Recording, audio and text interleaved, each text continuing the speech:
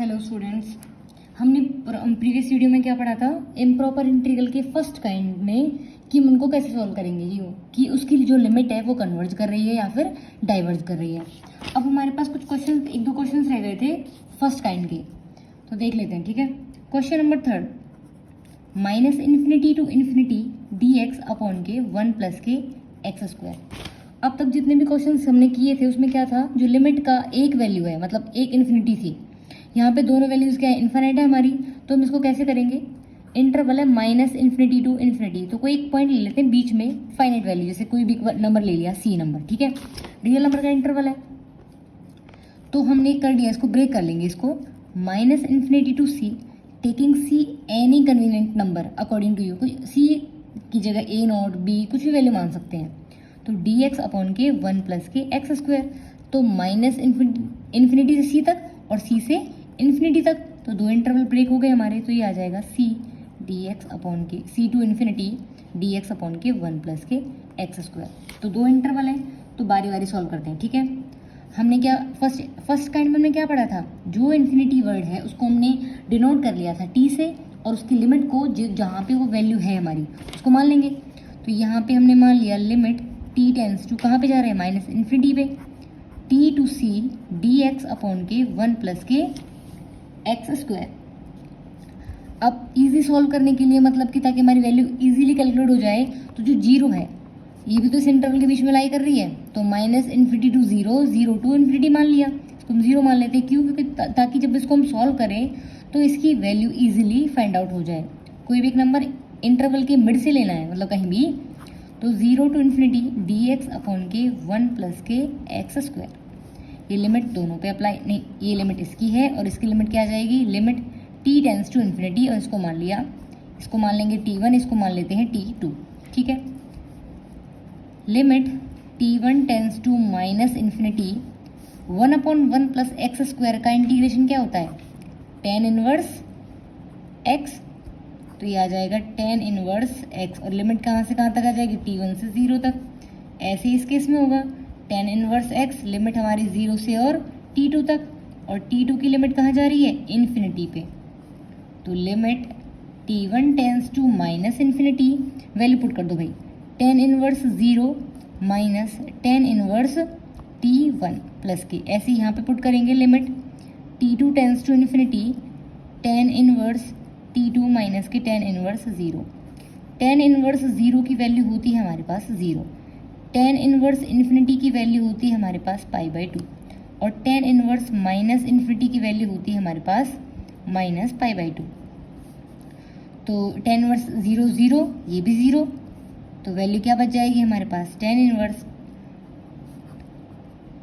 t1, ऐसे इस case में ये 0 हो गया, तो क्या वैल्यू बचेगी, t2 tends to ∞, tan inverse t2। अब वैल्यू पुट करेंगे इसमें -∞, ठीक है, क्या आएगा इसमें, -∞, तो -∞ की वैल्यू क्या, -π/2, एक माइनस ऑलरेडी है, तो क्या हो जाएगा, प्लस का π/2 प्लस, और यहाँ पे इन्फिनिटी है, तो tan इनवर्स इन्फिनिटी की वैल्यू कितनी होती है, π/2, तो that will be gives value π, that is answer. बहुत इजी कैलकुलेशन है, स्टेप बाय स्टेप करना है without any mistake of plus and minus. ठीक है, now the next part is -∞ to ∞ dx upon e⁻x plus e⁻−x। Same इसमें कोई भी एक इंटरवल में के बीच से कोई भी एक नंबर मान लेते हैं, -∞ to c dx upon ex plus e⁻−x plus c to ∞ dx upon e⁻x plus e⁻−x। ठीक है, ये इंटरवल 1, ये मतलब ये इंटीग्रेशन 1 और ये पार्ट 2। तो पहले एक को फाइंड आउट करते हैं, तो इसको मान लेते हैं हम i1 प्लस के i2। i1 को सॉल्व करते हैं, -∞ to c dx अपॉन के ex प्लस e⁻−x। ठीक है, इसको ऐसे लिख सकते हैं e⁻−x को,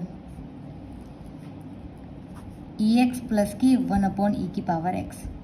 इसको जब हम सिंप्लीफाई करेंगे तो ये आ जाएगा e⁻x अपॉन के e⁻2x प्लस के 1 डॉट dx, इसी है वैल्यू। अब limit t tends to -∞, integration t से c ई की पावर एक्स अपॉन के ई की पावर 2x प्लस के 1 डॉट dx। अब हमें इसका इंटीग्रेशन निकालना है। अगर हम इसको ऐसे सॉल्व करें तो ये मतलब ये हमें कुछ पुट करना पड़ेगा इसमें। अच्छा, ई की पावर 2x प्लस के 1 x is equal to this. ठीक है, तो इसमें हम क्या करते हैं, इजीली सॉल्व करने के लिए लेट कर लेते हैं। ई की पावर x को हमने मान लिया z। ठीक है, तो ई की पावर x डॉट dx हो जाएगा हमारा dz के इक्वल। इन जो हमने वैल्यूज़ को पुट किया है इसको हम सब्स्टिट्यूट कर देंगे इसमें। ठीक है,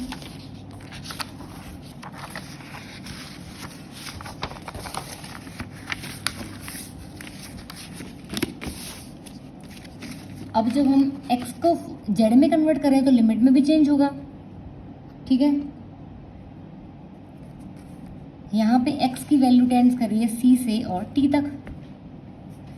तो जब हम यहाँ से z निकालेंगे, z की वैल्यू कितनी आएगी, z की वैल्यू आ जाएगी e raise to the power c to e raise to the power t।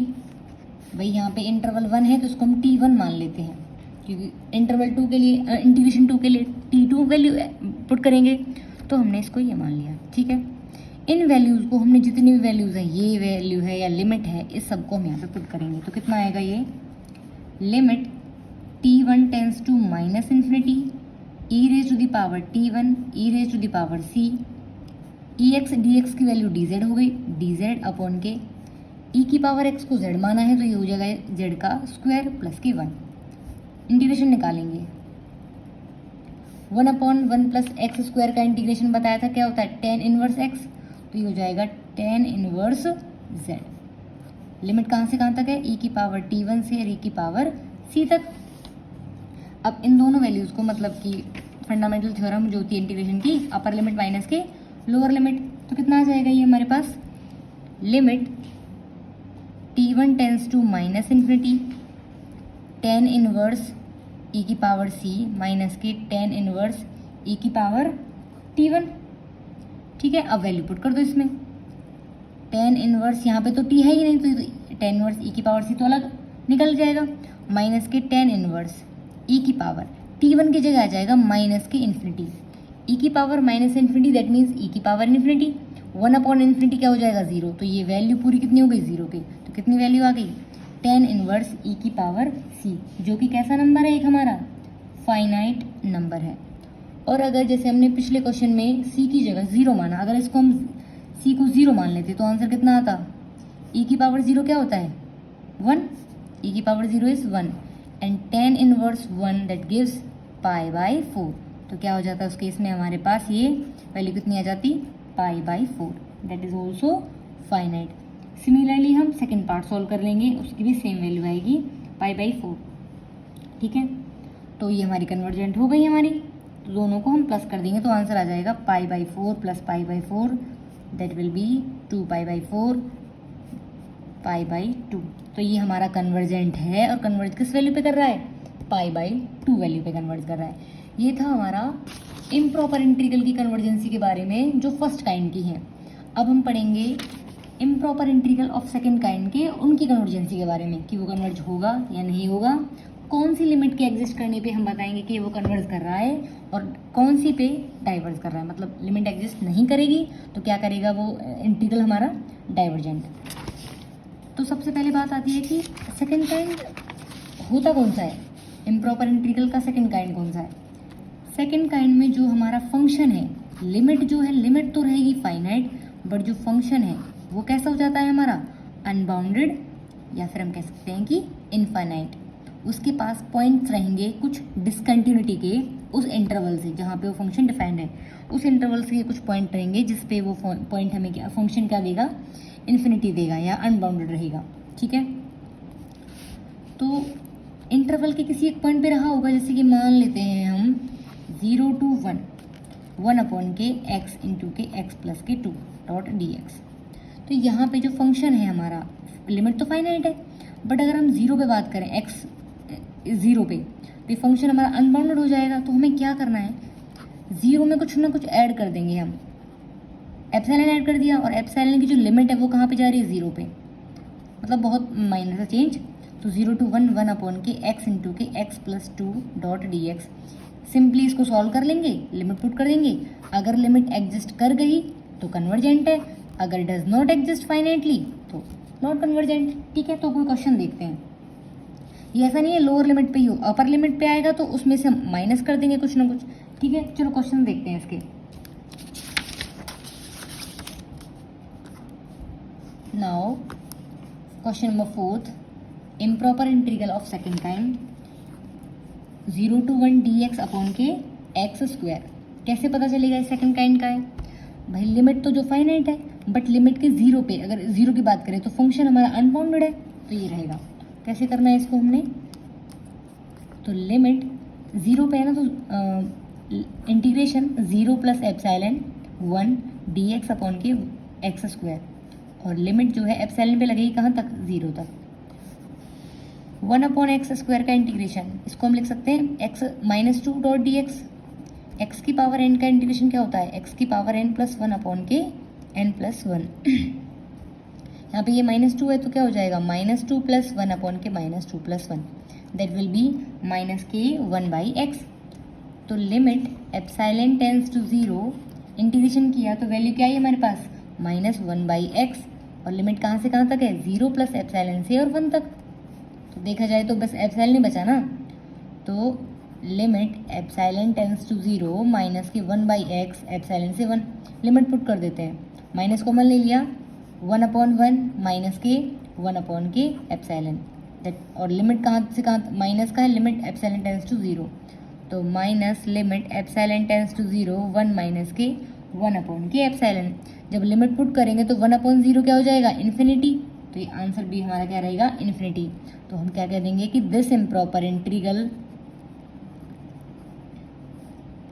Is divergent, is divergent.